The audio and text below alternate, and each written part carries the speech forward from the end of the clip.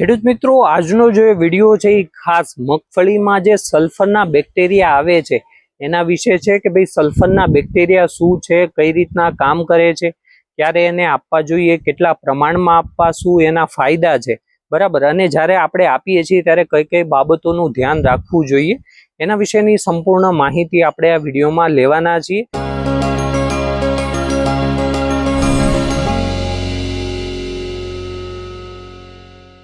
જય ખેડૂત મિત્રો, આપણે સલ્ફરના બેક્ટેરિયાની વાત કરીએ એ પહેલા આપણે અમુક વાત કરીએ કે ભાઈ અત્યારે જે મગફળી પીળી પડવાના પ્રશ્ન આપણને જોવા મળે છે તો એના બે કારણ છે। એક તો ભાઈ લો તત્વની ઉણપ હોય અથવા સલ્ફરની ઉણપ હોય। જાજો ભાગ છે એ આ બંનેના કારણે થતી હોય છે।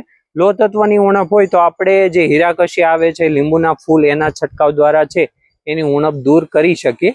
પણ સલ્ફર નાખવા છતાં આપણે જે સલ્ફર 90% આવે છે, ઝીંક વાળું સલ્ફર આવે છે, એ બધા સલ્ફર આપણે પાયામાં નાખવા છતાં પણ સલ્ફરની ઉણપ છે એ આપણને જોવા મળે છે। એનું કારણ આપણે વાત કરીએ તો જે ખેડૂત મિત્રો આપણે જે સલ્ફર 90% ની બધો ઉપયોગ કરીએ છીએ એ એલિમેન્ટલ ફોર્મમાં હોય છે, એટલે કે એ છોડ આપણો ડાયરેક્ટ લઈ શકતો નથી।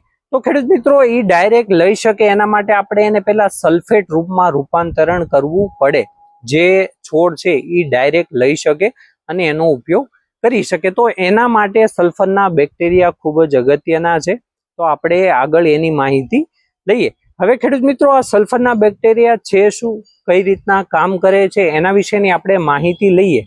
તો જે સલ્ફરના બેક્ટેરિયા છે એ આપણી જમીનમાં ઘણો બધો એવો સલ્ફર છે જે આપણે થાયોસલ્ફેટ છે અથવા એલિમેન્ટલ સલ્ફર છે, સલ્ફાઇડ છે, એવા બધા ફોર્મમાં છે આપણી જમીનમાં છે, પણ એ આપણો છોડ લઈ શકતો નથી કેમ કે એ અદ્રાવ્ય રૂપમાં હોય છે। તો એને સલ્ફરમાં છે એ ફેરવવા માટે, સલ્ફેટમાં ફેરવવા માટે આ બધા બેક્ટેરિયાની જરૂર પડતી હોય છે। તો એનું કામ આ જ હોય છે કે ભાઈ દ્રાવ્ય રૂપમાં ફેરવી, એટલે કે એલિમેન્ટલ સલ્ફરમાંથી સલ્ફેટના રૂપમાં ફેરવી અને આપણા પાકને આપે, જેથી સલ્ફર છે એ આરામથી ઉપયોગ કરી શકે। હવે કઈ રીતના કામ કરે એની વાત કરીએ તો માન લો કે આપણે જ્યારે સલ્ફર 90% નાખ્યું તો એ જ્યારે નાખીએ છીએ એલિમેન્ટલ ફોર્મમાં છે, જે આપણે પહેલા પણ વાત કરી, તો જે સલ્ફરના બેક્ટેરિયા છે એની આજુબાજુ છે એ રહેતા હોય છે, એની આજુબાજુ વસવાટ કરે ને પછી અમુક એન્ઝાઇમનું નિર્માણ કરે ને એ બધા એન્ઝાઇમ છે એ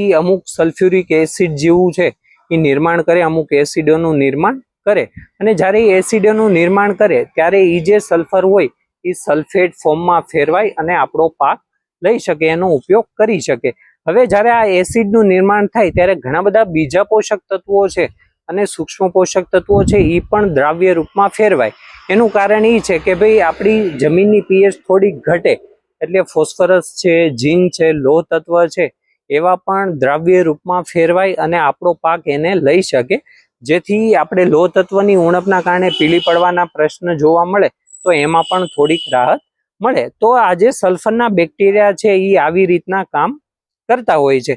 હવે એમાં કઈ કઈ જાત આવે એની આપણે થોડીક ચર્ચા કરીએ તો જે સલ્ફરના બેક્ટેરિયા હોય છે એમાં વધારે પ્રચલિત આ થાયોબેસિલસ છે એ આવતું હોય છે, જે થાયોબેસિલસ થાયોઓક્સિડન્સ છે, પછી એસિડી થાયોબેસિલસ થાયોઓક્સિડન્સ છે, એવી બધી જે જાતો છે એ આવતી હોય છે। અને આપણે ઘણીવાર છે એ સલ્ફર સોલ્યુબલાઇઝિંગ બેક્ટેરિયા કહીએ, ઘણીવાર છે આપણે એને સલ્ફર ઓક્સિડાઇઝિંગ બેક્ટેરિયાના નામે પણ ઓળખતા હોઈએ છીએ। હવે આના ફાયદાની વાત કરીએ તો ખેડૂત મિત્રો, સલ્ફર છે એ આપણા પાક માટે ખૂબ જ અગત્યનો છે। એની વાત કરીએ ખાસ કરીને તેલીબિયા વર્ગના પાકો હોય તો એમાં તેલની ટકાવારી વધારવા માટે, પ્રોટીનનું પ્રમાણ વધારવા માટે અને જે એમિનો એસિડનું નિર્માણ કરવામાં પણ સલ્ફરનો ખૂબ અગત્યનો ફાળો હોય છે। અને ચોથી વસ્તુ ખાસ કે જે નાઇટ્રોજનનું સ્થળીકરણ કરે છે, કેમ કે કઠોળ વર્ગના પાક હોય એમાં મૂળગંડિકાઓ હોય છે જે વાતાવરણનો નાઇટ્રોજન લઈ ને આપણા પાકને આપે, તો એ સારી રીતના કામ કરે એના માટે પણ સલ્ફર છે એ ખૂબ અગત્યનું હોય છે। તો આ જે છે એના અગત્યના ફાયદા છે। હવે આપણે આગળ વાત કરીએ કે ભાઈ એ છે એનો આપણે કેવી રીતના અને ક્યારે ઉપયોગ કરવો।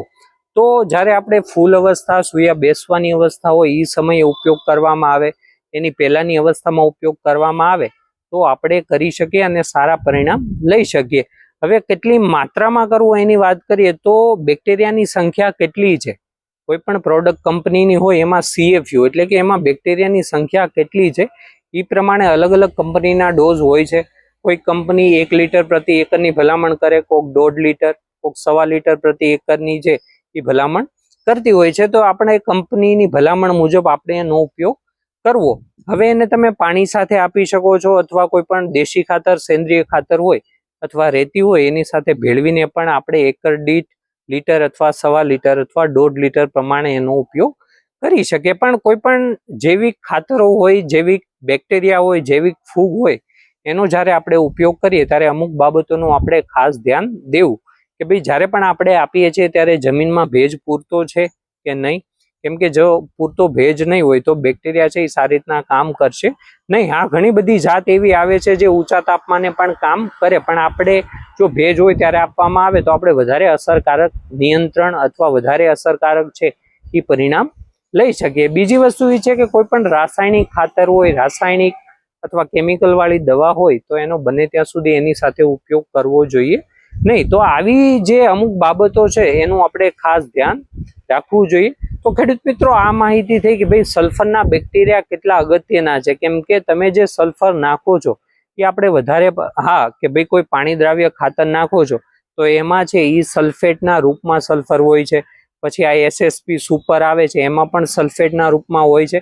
પણ આ સલ્ફર 90% બધા ખાતરો આપણે નાખતા હોઈએ તો એમાં એલિમેન્ટલ જે રૂપમાં હોય એમાં સલ્ફર હોય. તો એ જે સારી રીતના પાક લઈ શકે એના માટે અને આપણી જમીનમાં જે સલ્ફર છે એને સારી રીતના લઈ શકે એના માટે સલ્ફરના બેક્ટેરિયા ખૂબ જ અગત્યના છે. તો ખેડૂત મિત્રો, વિડીયોમાં માહિતી પસંદ આવી હોય તો વિડીયોને લાઇક કરો, શેર કરો અને આવી જ ખેતીને લગતી માહિતી માટે આપણી ચેનલને સબસ્ક્રાઇબ કરો. ફરી મળીશું એક નવા વિડીયો સાથે.